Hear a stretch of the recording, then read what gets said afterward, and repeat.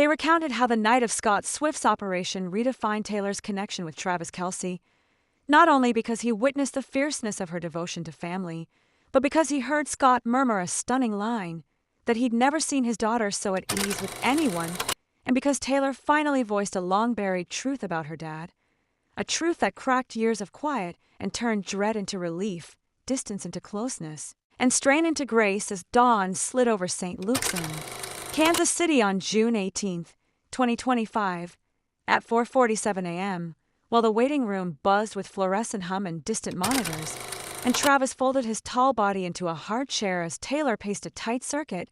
steps like a frantic metronome holding chaos at bay. Time stretched thin until every minute felt swollen, the routine turning complicated, chest tight with not knowing. And he called softly for her to sit before she wore grooves in the floor, catching her fingers as she passed, but she said she couldn't stop, that sitting would shatter her, that her mother needed her steady, that falling apart hovered one breath away, and both of them had already lived through a night that felt endless, suspended between non-updates and unaskable questions, her father's quintuple bypass running far beyond schedule, the surgeons uncovering more blockage than expected, the timeline blown wide, midnight sliding into 1, 2, 3, 4, the clock taunting her until she whispered it was nearly 5, and what if it had gone wrong? What if she never spoke the words she had hoarded for years? The thought lodged like a thorn in her throat, and he rose to wrap her in his arms, feeling her tremble in an oversized Chiefs hoodie grabbed on instinct, remembering 2 years of watching her stare down executives, sing through fever, carry public storms with poise, steel and grace, but never this, never the unarmored Taylor shaking, because the man who once steadied her was under a surgeon's hands, and he asked what she needed to tell him, sensing it cut deeper than goodbye, and she pulled back, tears fresh, saying she wanted to forgive him, and the phrase tolled like a bell, because he'd never heard her pair that word with her father, who, in every story, had appeared as the supportive, proud, present figure at the rail, beaming in photos, the champion in hug, a perfect dad portrait he'd never questioned until the frame split. And she said she forgave Scott for choosing her career over her childhood, letting the weight of it hang like grief. And he said he didn't understand because Scott had always boosted her music, and she answered that was exactly it. He was so all in he forgot she was a kid who needed a dad, not a manager, and then she unspooled a private history she'd never shared, even with close friends or her mom, returning to 14 and the move to Nashville, where Scott charged into the industry like a city builder, present at every meeting, in every negotiation, chasing leverage as if oxygen depended on deals, and she said, voice suddenly smaller, that somewhere along the way the bedtime reader and algebra helper disappeared, replaced by a man who lived by charts, margins, tours, and she remembered at 15, in a leather and cologne office, men debating percentages while her father argued the math as though the girl in the chair was an enterprise, not his daughter. And she wished he'd turn and ask if she was okay, if she was scared, if she wanted to go home and worry about a quiz instead of a chart. And Travis felt something split, because he'd admired the scaffolding Scott built around her rise, but now saw the shadow beneath success, the price paid when a dream becomes the sun everyone orbits. And she spoke faster, like a burst dam, explaining he turned into his business self, fixated on next, and she learned attention could be earned, smiles purchased with milestones, that if she kept everything perfect, she might get her dad back. So, she stacked achievements like bricks, raising towers of approval, scanning every audience for the face that once lit up at a new chord, and then Andrea entered with stale coffee and a strained smile,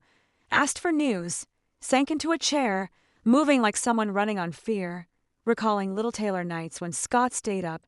checking fevers and breaths, and Taylor flinched, begging her not to talk about the good because the contrast cut too deep, and Andrea looked bewildered, exhaustion blurring her red of the moment, and Travis recognized that Taylor had never shared this forgiveness wound with her either, carrying it alone until crisis cracked it open. And then Dr. Martinez appeared, scrubs wrinkled, face trained to deliver news that can break or bind, and Taylor clamped his hand hard enough to numb it. And the surgeon said the surgery succeeded, that they'd found more blockages and cleared them, that his heart was strong and recovery was expected, and the room exhaled in one ragged sweep, And Taylor's sobs shifted from fear to relief, and he held her while Andrea wept. 3 people folded into gratitude under cold lights, and when Andrea asked about seeing him, the doctor said soon, warning about tubes and monitors, normal for this operation. And when he left, Taylor said she needed to call Austin, then decide what to say when Scott woke, and Travis told her not to rush, but she insisted she must, because facing the possibility of losing him had delivered clarity. She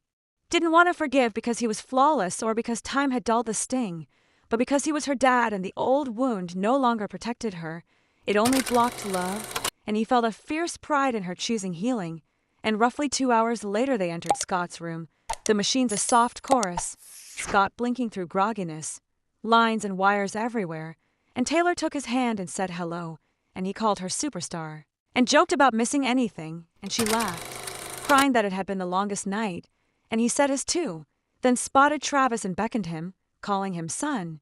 And as Travis approached, Scott said he'd been watching them for 2 years and had never seen her so at ease, that she'd always guarded parts of herself like small birds she kept caged to avoid hurt. But with Travis, after a pause to breathe, she was simply Taylor, not an icon or product, but the kid singing into a hairbrush with big dreams. And when Travis tried to answer, Scott asked him to let him finish, confessing he had chased her dreams so hard he neglected the fathering she needed. And Taylor squeezed his hand to say he didn't have to,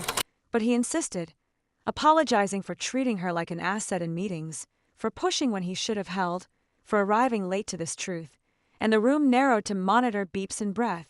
and she told him she forgave him, loved him, and was so grateful he was okay. And then came the pivot for Travis, when Scott turned, eyes wet, and asked for a promise. Love her for who she is, not what she does. Remind her she's enough, trophies or not. And Travis promised, every day. And then, to everyone's surprise, Scott laughed and Andrea asked why. And he said he used to worry whether anyone could handle the magnitude of Taylor's life. And now here was a man who fell for a woman singing sad songs. And Taylor laughed that it wasn't quite their origin. And he said close enough, insisting Travis hadn't fallen for the celebrity, but for the person who writes her heart and bakes stress bread. And Travis told her he did fall for the girl with dough puns and teary eyes at dog commercials, and she protested her puns weren't bad, and Andrea gently disagreed. And as gold light crept across the window, Travis realized the night held more than a safe surgery and a family reckoning. It was Taylor releasing a decade's weight, Scott admitting ambition had eclipsed nurture, and an invitation for Travis to love her with new clarity, to anchor her when the stage tries to swallow her, to honor her quiet as much as her thunder. And 6 months later, when he asked Scott for her hand, Scott cried again, this time with uncomplicated joy, believing his daughter had found someone who loved the contours and contradictions because of them,